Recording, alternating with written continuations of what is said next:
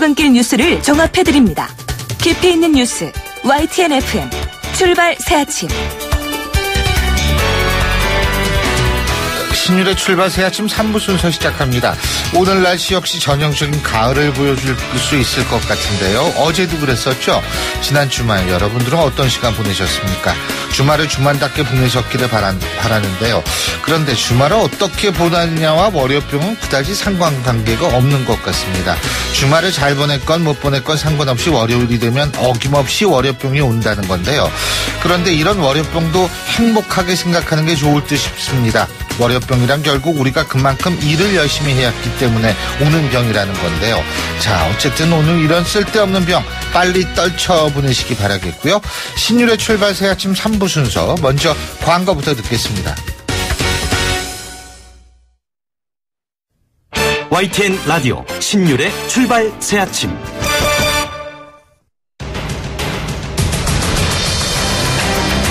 매주 월요일 아침 정치권의 복잡한 이슈를 말끔히 정리해드립니다. 출발당 최고위원회의.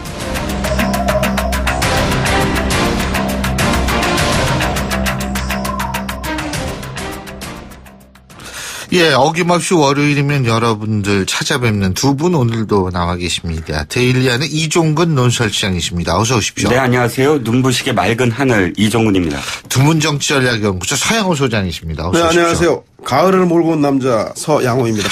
가을 몰고 오면 이게 자기가 안 오면 뭐 가을이 안 오는.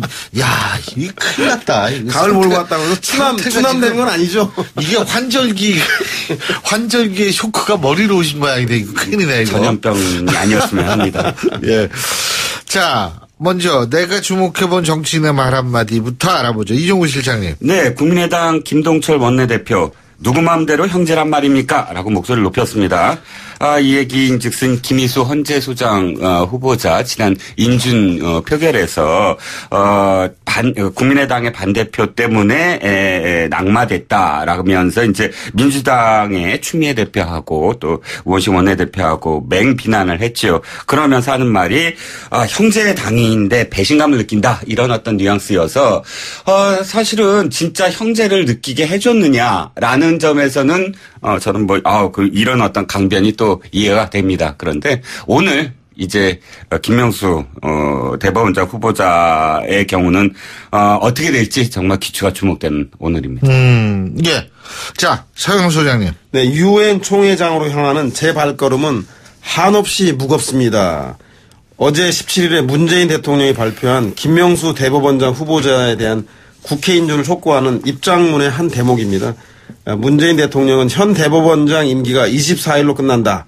그 전에 새로운 대법원장 선임 절차가 끝나지 않으면 사법부 수장 공백 사태라는 헌정사상 초유의 사태가 벌어진다라며 야당의 인준 동의를 촉구했습니다. 아울러 사법부 새 수장 선임은 각 정당의 이해관계로 미룰 수 있는 문제가 아니다라고 강조했습니다. 야당이 아마도 코드 인사동을 이유로 김 후보자 인준에 반대하는 상황을 애둘러서 좀 비판한 것 같은데요. 과연 김명수 대법원장 인준에서 대통령의 발걸음이 가벼워질 수 있을지 한번 지켜봐야 될 것 같다는 생각이 듭니다. 예.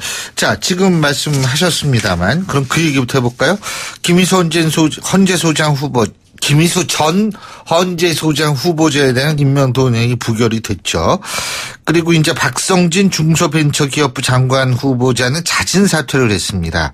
자, 김명수 후보자 어떻게 될까요? 이종우 실장님? 김일수 헌재소장 후보자와는 좀 네. 헌재소장 후보자와는 좀 결이 다르다고 생각해요. 왜 결이 다르냐면 김일수 전 헌재소장 후보자의 경우는 사실 뭐가 문제냐면 1년 임기밖에 없거든요. 예. 그러면 헌재소장 임기를 6년으로 한 건 대통령의 5년과 사실 맞물리면서 예. 이 대통령 또는 이 정부의 권력과는 사실 별개로 하나의 어떤 사법권의 독립을 위해서 6년 임기를 준 것이거든요. 그렇다면 사실 정답은 새로 지금 한 사람이 남아 있으니까 결혼이 있으니까 대통령이 그 결혼에 대해서 뽑으면서 헌재소장으로 임명하면 6년이 되거든요. 굳이 1년 남은 김희수 헌재소장을 고집하는 것이 사실은 좀 문제가 있었다라고 보고 김명수 대법원장 후보자는 많은 이야기가 있습니다만 어찌됐든 자유한국당 처음부터 당론을 뭐 정했으니까 국민의당 입장인데 국민의당 속내를 들여다볼 작시면 이번엔 우리가 만약에 이번에도 불교를 시키게 되면 상당한 정말 부담을 우리가 발목을 잡았다는 부담을 다 떠안게 된다라는 당내 몇몇 의원들의 기류가 감지가 돼요. 그래서 아무리 뭐 자유투표지만 이번만큼은 국민의당이 찬성을 하지 않을까 싶습니다. 네, 서영수 소장님. 네, 현재 야당의 상황이 과유불급, 지나치면 아니한 것만 못하다 이런 상황이라는 생각이 듭니다. 뭐 야당의 상황이 그렇다는 건데요. 박성진 중소벤처부 장관 후보자가 자진 사퇴했고 임종석 비서실장이 사과를 했습니다. 그리고 문재인 대통령이 어제 입장문까지 발표한 상황. 그리고 김명수 대법원장 후보자 청문회에서 도덕적 흠결이 그렇게 크게 있지 않았고 특히 사법부 독립이라든가 개혁에 대해서 청문위원들에게 절절히 호소하는 것들이 대단히 설득력이 있었다 봅니다. 따라서 이런 상황에서 대법원장 후보자를 또다시 야당이 인준을 거부하긴 특히 국민의당에서 헌재 소장에 이어서 또 다른 임명 동의안을 거부하기는 참 정치적 부담이 상당히 되지 않겠는가. 따라서 지나치면 아니한 것만 못하기 때문에 국민의당에서 아마도 이번에는 20명 이상이 찬성표를 던져서 임명 동의안이 가까스로 통과되지 않을까 예상해 보겠습니다. 아니 그분 김명수 대법원장 후보자는 아주 예외적으로 정상적인 삶을 사셨더라고요. 예? 탈세도 해본 적이 없고 위장 전입 해본 적 없고 그죠? 논문 표절 없고 산모 클린 후보라고 아무것도 없기 때문에 다운 계약서 작성한 적도 없고. 대단히 예외적인 우리나라 사회에서 아주 정상적으로 사신 삶을 사셨죠. 보기 드문 후보자라는 것은 사실인 것 같고 그런 의미에서도 사실 이제 야당도 좀 여러 가지로 이제 부담스러울 거예요. 그렇지 않습니까? 어떤 면에서 자유한국당도 부담스러워하더라고요. 우리는 어쩔 수 없이 반대를 하는데 속내는 이게 국민의당 제발 정신 차려서 다 찬성 좀 해줘라. 그만큼은 헌재 소장에 이어서 대법원장 공백 사태라는 것이 정부뿐만 아니라 야당으로서도 국정 운영에 한 책임이 있기 때문에 상당히 부담스러운 건 사실인 것 같습니다. 오히려 그래서 박성진 후보자와 김희수 헌재소장 후보자가 낙마된 것이 오히려 김명수 대법원장 후보자 좋은 기회가 될 수 있다는 생각이 듭니다. 자, 근데 국민의당도 말이에요. 지금 이종근 실장님이나 서영호 소장님이 두 분 말씀하신 것처럼 뭔가 좀 하려고 하는데 이게 명분이 있어야 되는데 그 명분은 사실은 강자가 줘야 돼요. 강자라는 게 누구냐면 정부 여당이거든요. 특히 이제 추미애 대표. 그래가지고 이제 이거 원래 사실 일본어기 때문에 방송에서 쓰면 안 됩니다만 이건 인용이라는 차원에서 제가 그대로 얘기하겠습니다. 땡깡 발언을 공개 사과하지 않으면 협의 없다. 지금 이러고 있잖아요.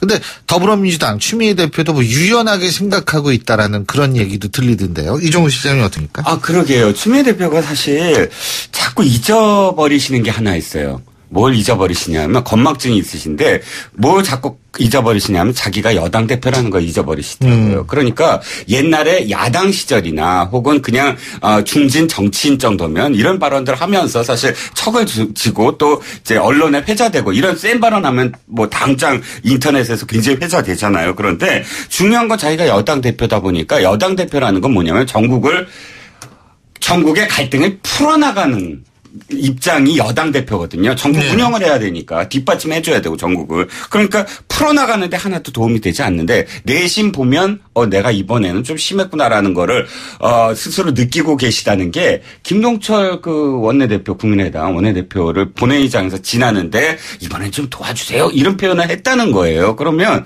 그렇게 말씀을 하셨으면 차라리 공개적으로 국민의당한테 이번엔 좀 도와달라라고 여당 대표가 나서야 되는 어떤 시점이 아니냐. 이제 앞으로 여당 대표가 대변인처럼 막 그냥 비난하고 그런 발언을 쏟아내는 거 좀 지양하셔야 되지 않을까 싶습니다. 서영 소장님. 네, 저는 추미애는 추미애고 김명수는 김명수다. 이 관점을 잃지 말아야 될 것 같다는 생각이 듭니다. 아니, 추미애 대표 제가 볼 땐 입은 삐뚤어져도 말은 바로 한 거 아니겠습니까?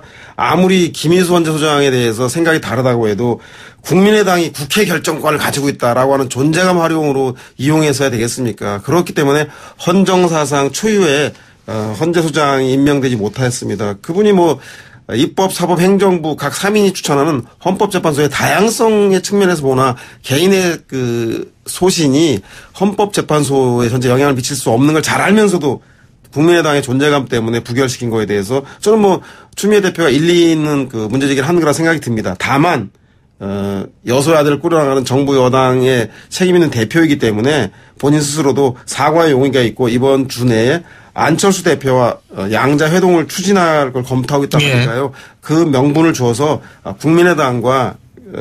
국민의당이 존재감을 위한 게 아니라 실제 김명수 대법원 후보자가 자질과 능력이 있는지에 대해서만 판단하는 그것이 실제로 여소야대 국면에서의 캐스팅 보트에 참다한 의미가 아닌가 싶어서요. 추미애 의원 말 한마디 한마디에 대해서 일희일비하는 그런 제3당이 되지 않기를 바라는 마음입니다. 예. 자, 이 얘기는 여기서 줄이고요. 자, 오늘 문재인 대통령 유엔 총회 참석자 출국을 하게 되죠. 21일인가요? 한미일 정상회담도 열리게 된다고 하는데, 또 어제, 문재인 대통령은 미국 트럼프 대통령하고 전화하지 않았습니까? 근데 이제 대북 지원 문제는 제외하고 얘기를 했다고 그러더라고요. 그리고 뭐 북한이 도발할 시 몰락의 길을 걷게 하겠다. 지금 이런 얘기를 나눈 모양인데 어떻게 들으셨습니까? 일단 양쪽에서 문제가 될 발언들에 대해서 서로 거죠. 조율했다. 예. 이렇게 여겨집니다. 최근에 트럼프 쪽에서 트럼프가 내가 이제 문 대통령이랑 전화를 했는데 전화를 할 때마다 사실은 무기 판매를 뭐 약속을 받아냈다든지 이런 식의 어떤 이야기들을 해왔거든요. 그래서 우리도 발칵 뒤집혔죠. 그러면 무기를 어떤 무기를 어떻게 사오는데 합의가 안 된 거냐. 야당에서 이런 얘기도 있었고 또 거꾸로 대북 지원 문제도 사실은 그렇습니다. 2375호 이번 안보리 결의안 사실 굉장히 이 첨예한 그런 압박을 전 세계가 지금 하고 있는 가운데 우리만 인도적 지원, 물론 인도적 지원은 좋긴 한데 그러나 시기에 대한 문제죠. 왜 하필이면 발사를 알면서도 그 전날 오후에 그렇게 급작스럽게 결정했어야만 하는가에 대해서 사실 이 미국이 굉장히 어떤 그런 불쾌감을 아마 표시를 할 가능성이 있었는데 어찌됐든 트럼프와 양 정상의 대화에서 일단 처음으로 조율을 하고 그러니까 나올 발언들 어떤 발언이 있었는지를 발표할 거 조율을 하고 양쪽 그런 껄끄러운 문제들에 대해서는 걷어내는 그런 모양새. 일단 유엔 총회에서의 그런 한미일 이 협의라든지 이런 문제를 위해서 양쪽이 일단 양쪽의 어떤 문제들을 받아들이는 그런 상황이 아니었나 보입니다. 예, 서영원 수장. 저는 대북 지원 문제는 조금 이따 얘기할 대통령의 유엔 기조연설에 대한 내용에서 얘기하도록 하고요. 저는 그래 지금 얘기하세요. 그때 얘기해야 돼요. 두 대통령 얘기 중에서 이거 오늘 시간 없더라도 이건 반드시 해야겠다. 저는 좀 인상 깊었던 게 미사일 개정, 첨단 무기 보강을 위한 트럼프 대통령의 관심에 대해서 사의를 표한다라는 내용이 들어있거든요. 이 얘기는 뭐냐면 아마도 문재인 대통령은 전술핵은 반대하고 미국의 핵 우산의 한미 대응 능력을 높이는 것 더불어서 보복 능력을 높이는 탄도능력 해제에 대한 해제하는 등의 킬체인을 강화한다든가 아니면 평양과 이북까지 감시가 가능한 공중조기 경보기라든가 이런 첨단 무기 체계를 뭔가 트럼프 대통령과 합의하고 추진하고 있는 것은 아닌가라는 것을 좀 유추해 볼 수 있는 대목인 것 같다는 생각이 듭니다. 그래서 의미 있는 그 대화 중에서 그 부분이 좀 의미 있는 게 아니었나 저는 그렇게 좀 받아들였습니다. 근데 인도적 지원 나중에 말씀하시겠다 그랬는데 이거 지금 이 얘기 안 하게 아마 안 할 수 없을 것 같아요. 김문수 전 경기도지사가 아주 오랜만에 이름 듣는 분이죠. 이런 얘기했습니다. 문재인 대통령은 국군 통수권자인데 CNN 인터뷰에서 미국에 가져올 필요가 없다고 했다. 이렇게 하면 제일 좋아하는 사람이 누구냐? 김정은의 기쁨조가 문재인 대통령이다. 이런 얘기를 했고 또 인도적 차원에서 800만 달러 준다고 하는데 김정은이가 너무 좋아할 것이다. 김정은의 기쁨조 문 대통령하고 물러가라. 저는 자꾸 기쁨조 얘기를 하는데 이런 막말 어떻게 보십니까? 이종거 시장님? 아마 김문수 대표 이해하려고 대표가 아니죠. 김문수 전 의원. 전 지사.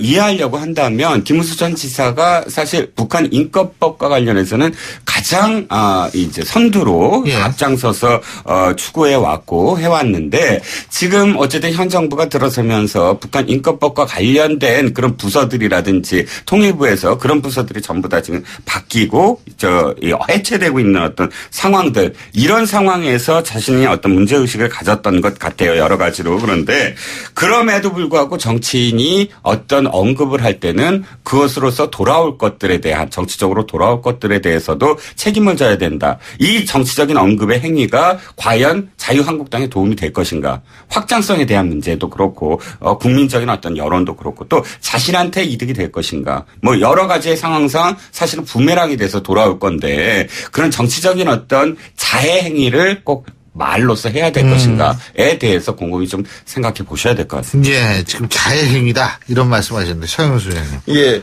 그 김문수 전 지사 얘기에 문재인 대통령만 그 기품조라고 표현한 게 아니라 임종석 비서실장, 김희수 전 헌법재판소장 후보자, 김명수 대법원장 후보자, 전교조 민주노총까지 즉 보수 야당과 생각이 다른 사람들은 모두 다 김정은 기쁨조로 이렇게 몰아붙였습니다.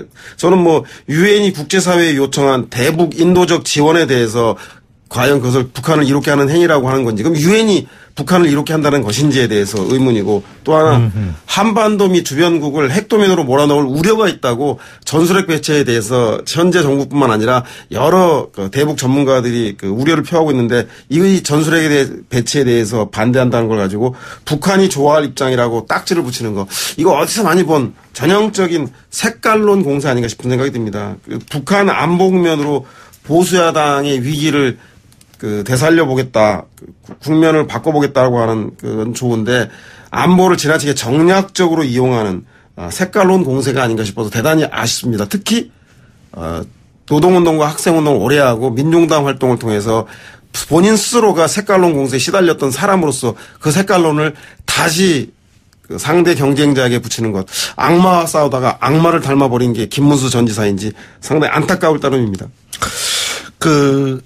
말씀하세요. 인도적 지원 말씀 이제 시작해도 될까요? 예, 아까 유엔 말씀은 계속 하시는데 방송에서 그러시는데 자, 좀 정확하게 들여다보자고요. 유엔에서 지원을 하라고 아까 얘기한 게 아니고 세계 식량 기구예요. 좀 다르죠. 세계 식량 계획 기구고 그다음에 유니세프예요. 그럼 유엔이 공식적으로 세계 얘기한 건 아니고요. 그다음에 유니세프가 유엔 아동 기구 아닌가요? 아니, 산하 기구 아닌가요? 산하 기구와 유엔이 전체적으로 했다 그러면 좀 굉장히 다르죠. 산하 기구니까 그거는. 그리고 두 번째는 뭐냐면 자, 영유아와 임산부에 대한 어떤 지원은 사실상 지금 긴급히 달라고 하는 게 아니에요. 그거는 계속되는 어떤 문제였거든요. 그래갖고 늘 부족함이 있기 때문에 늘 사실은 그거에 대해서 지원이 요구되는 어떤 상황이지 우리 정부에 대해서 이 시점에서 이날 꼭 해달라라고 양 기구에서 요청한 사실이 아니거든요. 그런데 왜 하필이면 평양 순환에서 그 미사일 발사를 감지한 날, 그러니까 발사 전날이죠. 우리 정부에서 굉장히 자랑스럽게 우리는 그 전날 감지했습니다라고 발표를 했는데 감지한 날 오후에 급작스럽게 그것을 발표를 했다는 것이죠. 왜 부적절하냐면 자, 그거 지원 사실은 당장 급해서 이 요구 받은 것도 아니고 그러니까 사실 언제 이걸 발표해도 되고 언제 사실은 지원을 해도 상관이 없는 문제인데 보면 발사를 감지하자마자 이거 발사한 이후에는 지원을 못할 가능성이 있겠구나라는 점 또는 유엔 총회에 가서 혹시나 무엇인가를 발언할 때 이것이 걸림돌이냐 디딤돌이냐 어쨌든 그런 어떤 쓰임새가 있었다는 점 이런 여러 가지의 목적이 있었기 때문에 그날 발표를 하지 않았는가 싶은 거죠. 예. 서영수 소장님. 저는 뭐 대북 인도적 지원과 관련해서는 문재인 대통령이 이런 문제의식이 있었던 것 같아요. 한반도 전쟁은 불가하며 평화를 전제로 한 압박과 대화로 한반도 위기 문제를 풀겠다. 이게 뭐 문재인 대통령 일관된 원칙 아니겠습니까? 예. 그래서 유엔 세계 정상들을 향해서 기조연설을 할 텐데 거기서도 아마 북한 도발에는 원칙적으로 강경하게 대응하되 극한으로 치닫는 한반도 위기 상황 관리를 위해서는 대북 인도적 지원이라는 옵션을 제시해서 유엔과 국제사회와 함께 북한의 두 개의 선택지 니네가 자세 태도를 변화시키면 지원을 해나가고 개방도 해나가고 체제를 보장할 것이고 그렇지 않다라면 고립 속에서 봉쇄를 통해서 자멸하는 길밖에 없다라고 하는 두 가지 선택지를 제시하기 위한 제가 보기엔 문재인 대통령의 생각 속에서 유엔 정상회담 가기 전에 선제적으로 대북 지원을 꺼낸 것이 아닌가라는 생각이 듭니다. 예. 문정인 특보가 이렇게 얘기했어요. 굉장히 차원이 다른 제안을 할 것이다. 그런데 지금 만약에 이 서 소장이 말씀하신 대로 그런 식의 어떤 그 발언이라면 사실은 지금 몇몇 신문들이 오늘 조간에도 굉장히 압박으로 나갈 것이다 이렇게 표현했는데 그게 오보 맞아요. 저도 사실은 평화로 굉장히 강조할 것 같아요. 여러 가지 이유로. 왜냐하면 첫 번째는 평창에 대한 얘기도 많이 해요. 평창 얘기를 처음으로 해야 되는데 우리 지금 한반도가 위험에 쌓여 있다 이렇게 표현할 수 없으므로 뭐 이런 어떤 이유를 대는 사람도 있고 두 번째는 지금 문재인 대통령 보면 이 NSC 주재하고 이 발사된 날이나 폭발 시험 한 날은 굉장히 강경한데 며칠 후면은 굉장히 또 평화를 얘기해요. 8.15 경축사도 그랬고 계속 되풀이 되거든요. 이번에 가서 굉장히 평화에 대한 어떤 제안 지금 말씀하셨듯이 그렇게 해서 굉장히 유화적인 그런 또 다른 이 안을 낼 것이다라는 게 굉장히 걱정스러운 거예요, 저는. 그럼 박근혜 대통령이 유엔 총회 지금 2014년, 15년 가서 한 발언과 별 차이가 있어. 그때도 똑같이 북핵만 동결해주면 다 지원해주겠다. 전 세계에 몰아주겠다. 이것과 뭐가 다르죠?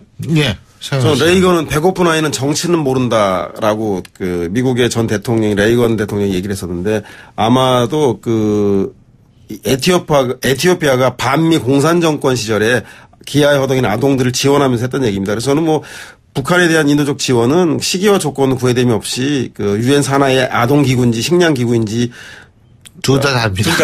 아들이 잘못하면 아버지가 책임 안 지나요? 제가 보기엔 밑에 있는 유엔 기구나 산하 기구나 유엔이랑 같은 생각이 드는데 아무튼 그래서 거기서 요구하는 것에 응하는 것은 시기와 조건 정치적인 문제가 아니기 때문에 저는 언제든지 가능하다고 보고 다만 지금 현재 유엔에 가서 문재인 대통령이 대화에 대한 얘기를 할 것에 대해서 우려를 표하는데 결국은 중국도 시진핑이 재집권에 성공하는 10월 전당대회 이후에는 북한 제재에 대해서 적극적으로 나설 가능성이 보이고 북한도 지금 ICBM이라든가 SLBM을 실어서 핵을 날리는 것을 연말까지 핵을 고도화하는 것을 끝내지 않겠습니까? 그러면 결국은 내년 상반기에는 어찌됐든 간에 북미 대화가 개시될 것인데 그렇게 된다라면 한국도 북한과 직접적인 교류에 대한 것들을 지금도 준비해 나가야 되지 않겠습니까? 그런 차원에서 저는 대화의 포석을 던지는 것이라는 생각이 듭니다. 예, 알겠습니다.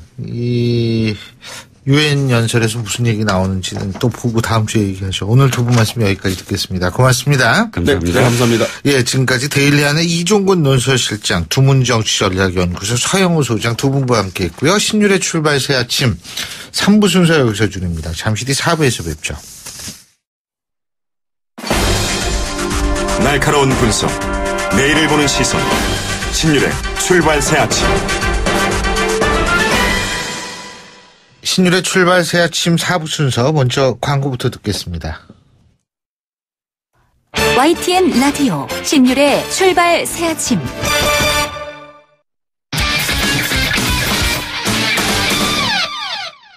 스포츠 소식 알아보겠습니다. 최동문 스포츠 평론가 전화 연결합니다. 안녕하십니까? 예, 안녕하세요. 예, 프로야구에서는 진격의 롯데란 말이 다시 나오고 있는데 롯데가 이제 3위 자리를 넘보고 있어요. 예? 예, 그렇습니다. 이 롯데가 5위 경쟁을 벌이다가 이제 한 단계 올라서서 4위 자리를 굳혔고요. 예. 이제는 3위 자리를 욕심을 내고 있는 겁니다. 하나씩 올라가는 거죠. 예. 네. 어제 SK를 9대5로 이겼는데 3위 NC를 반경기 차로 추격했습니다. 롯데가 정규 시즌 잔여 경기 6경기를 남겨놓고 있기 때문에 과연 롯데가 NC를 잡을지 관심사로 떠오르고 있고요. 지난해 롯데가 NC에 16번 싸워서 1승 15패였거든요. 네. 엄청나게 밀렸는데 그래서 롯데에게는 NC가 천적이었는데 그래서 이대호 선수가 올해 롯데로 복귀할 때 NC만큼은 올해 반드시 이기겠다 이렇게 따로 언급할 정도였습니다.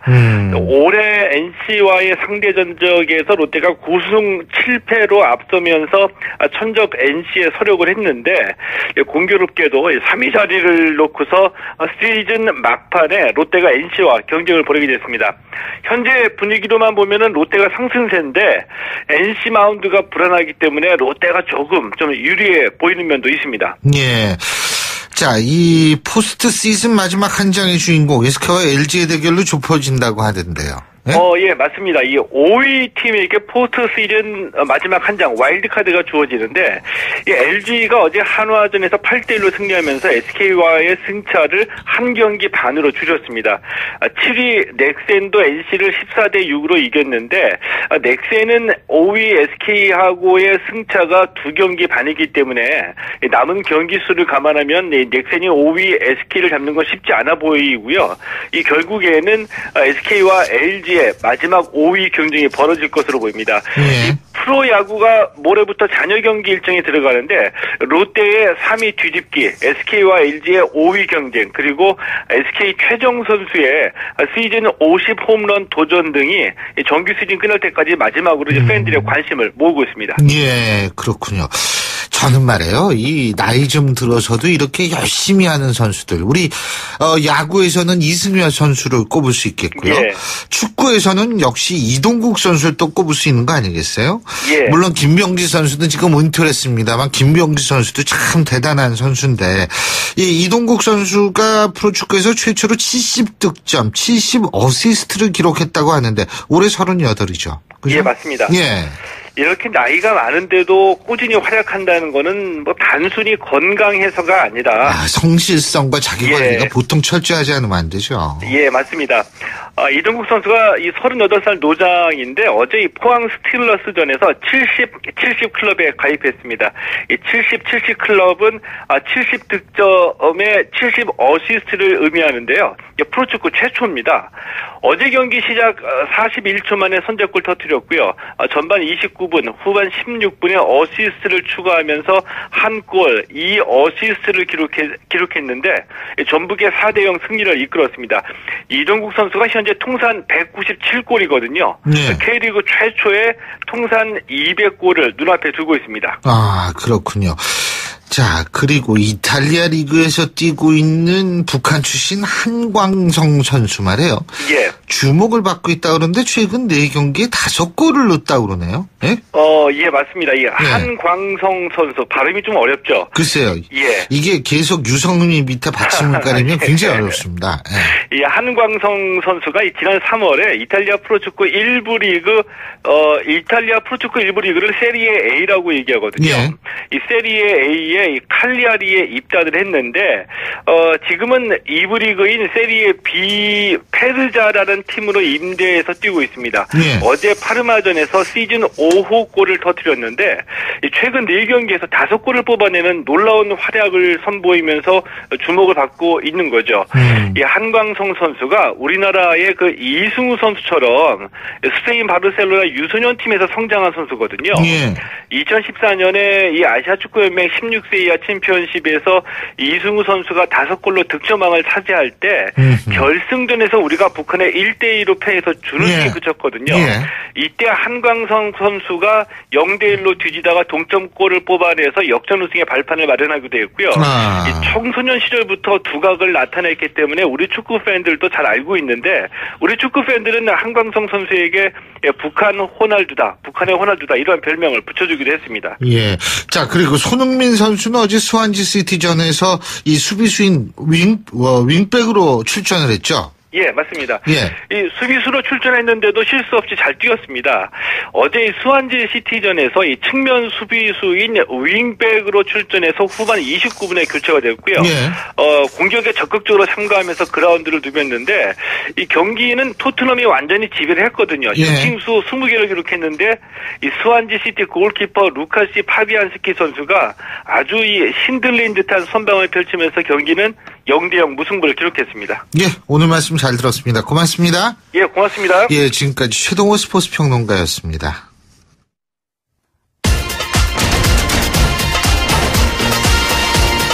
여러분이 지금 듣고 계신 주파수는 FM 94.5MHz입니다. YTN 뉴스 FM.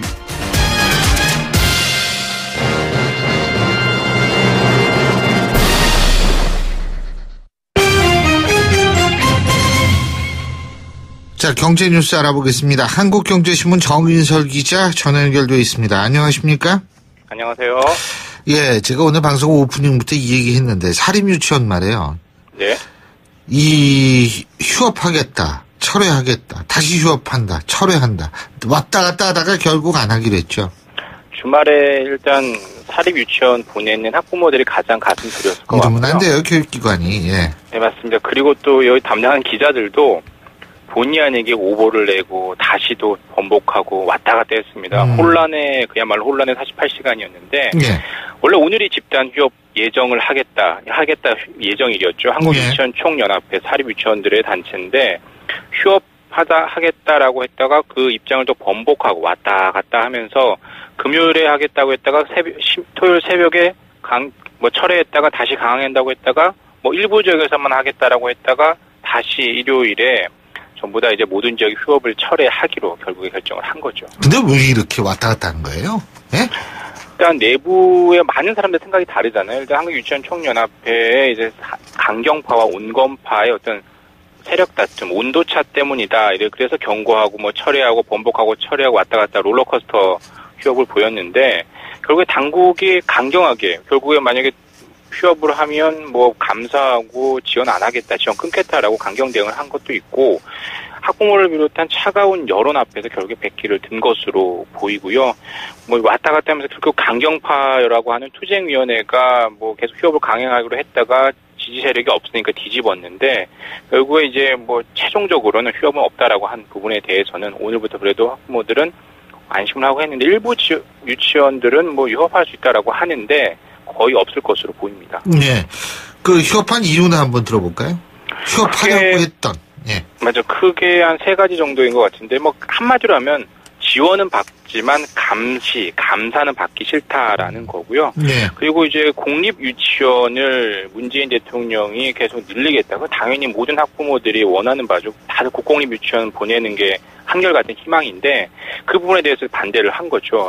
실질적으로 집단 휴업에 도화선을 붙인 건 경기도교육청의 감사였습니다. 경기도교육청이 2015년 10월부터 지난해까지 그 경기도 내 사립유치원 70여 곳을 감사해서 비리, 불법 행위가 드러난 곳들, 유치원장을 비롯해서 14명을 검찰에 고발하니까 다른 이제 사립유치원들, 다른 도의 사립유치원들도 이제 나한테도 그 감시망, 검찰 수사망이 좁혀오겠다라고 보고 관리감독하지 말아달라라고 이제 요구를 하면서 휴업을 강행하기로 했었고 거기에 이제 문재인 대통령이 2022년까지 국공립 유치원 원화비율을 40%로 확대하겠다라고 했었죠. 그 부분에 대해서 반대한다라는 하면서 휴업을 하려고 했었죠. 그렇군요.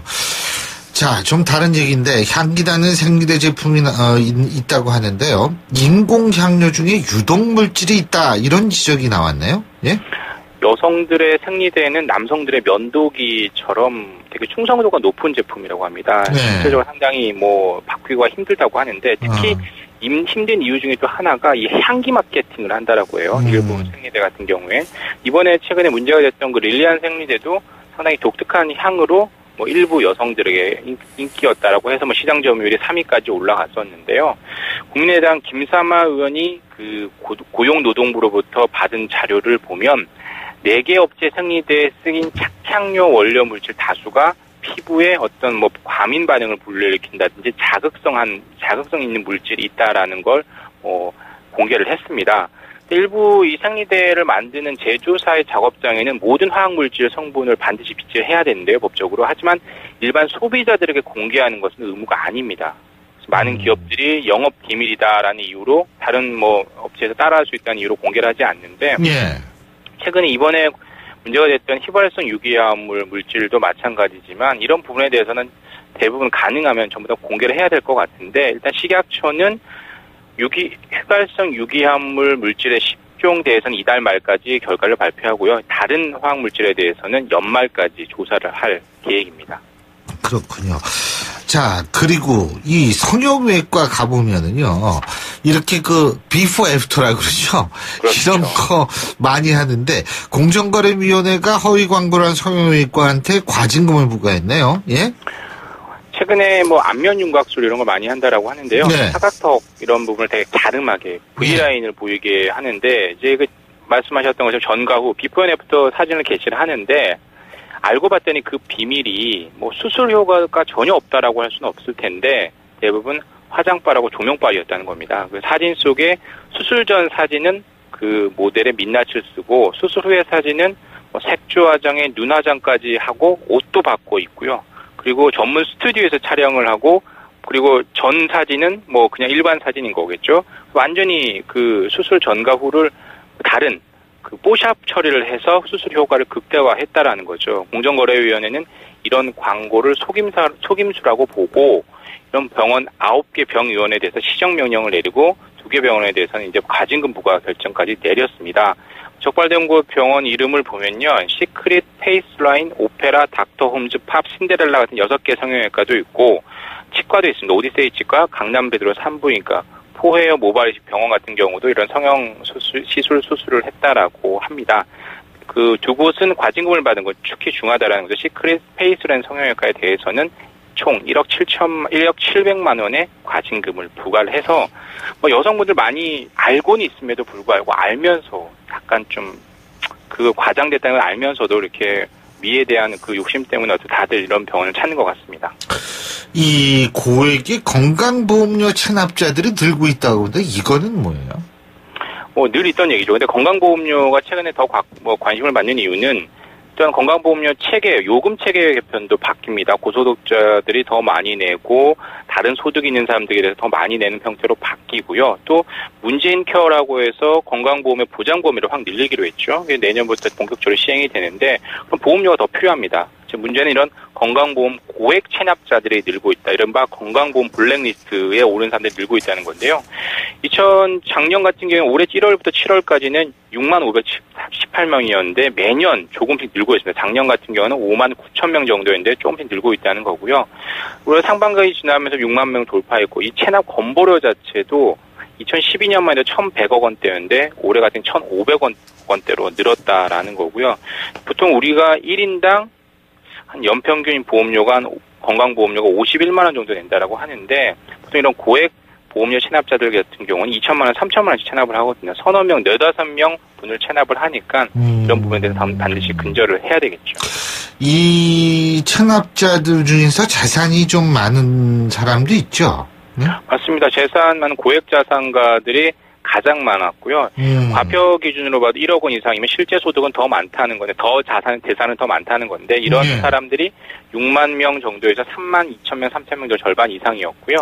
종합소득 과표 2,400만 원 이상 소득이 있으면 보험료를 내야 되는데 없다라고 거짓말을 하고 보험을 안 냈던 사람들이 1만 7천 명 정도 됐었고 흔히 이제 기사에 많이 나왔던 연예인, 의사, 변호사 같은 전문직 종사자들은 한 340명 정도라고 하는데 중요한 건 사람은 있는데 체납자 중에 징수율, 즉 결국에는 쫓고 쫓기는 싸움 속에 내는 사람들의 비율 한 71% 정도로 거의 제자리 걸음이라고 하니까요. 국세청이나 건보공단 같은 경우에서는 이런 체납자로 특별 징수팀을 만들어서도 반드시 체납하고 있는 건강보험료를 걷기 위해서 노력을 하고 있다라고 합니다. 예. 그 연예인, 의사, 변호사 이런 전문직 종사자들도 많고 아까 말씀하셨듯이 이 부동산 임대소득이 4천만 원이 넘는 사람. 이 부동산 임대소득이 4천만 원 넘으려면 이건 재산이 상당해야 되거든요. 엄청나야 되거든요. 이전까지는 부동산 임대소득 같은 기타 소득이 4천만 원이 넘으면 이제 일반 다른 소득이 없어도 이제 그 보험료를 내게 했는데 이걸 더 기준을 내년부터 더 강화를 하거든요. 예. 이런 부분에 대해서 가장 건강보험료가 잘 거칠 수 있도록 노력을 해야 될 것 같습니다. 그렇죠. 그리고 뭐 사실 연예인 같은 분들은 이 공인인 경우가 많은데 이런 분들이 체납을 한 게 알려지면 또 이게 참 문제가 되니까 이거 빨리빨리 알아서 좀 냈으면 좋겠네요. 예. 그렇습니다. 예, 오늘 말씀 잘 들었습니다. 고맙습니다. 감사합니다. 예, 지금까지 한국경제신문의 정인설 기자였고요. 자, 월요일에 보내드린 신율의 출발 새 아침 저희가 준비한 순서 오늘 여기까지입니다. 여러분들 한 주 시작이죠? 예, 다시 돌아온 월요일이니만큼 이번 한 주 그 어느 때보다도 성공적이고 행복한 한 주 되시기 바라겠고요. 전 내일 아침 7시 15분에 다시 오겠습니다. 신율이었습니다. 고맙습니다.